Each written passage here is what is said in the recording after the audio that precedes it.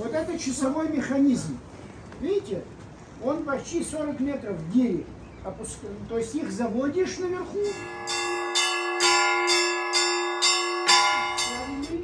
И советская власть уничтожила эти колокола.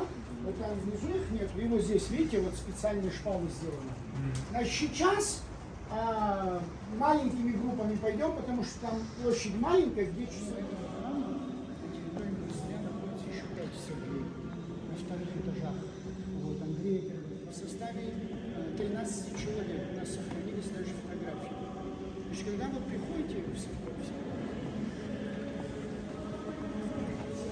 видите, как они отличаются. Установленные сейчас и не установленные. И кассы здесь стоит, шумы, плаваются. На их средства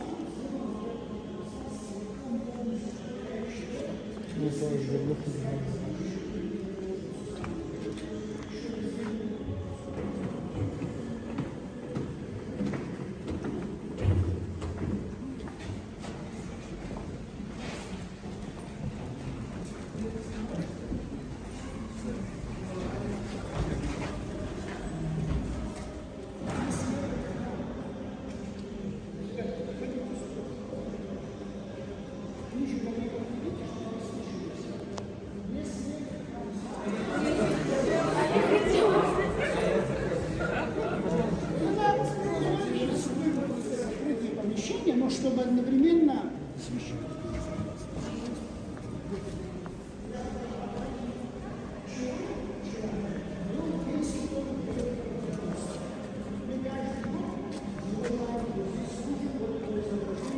Это его видел, это царица Александра, которая в его времена.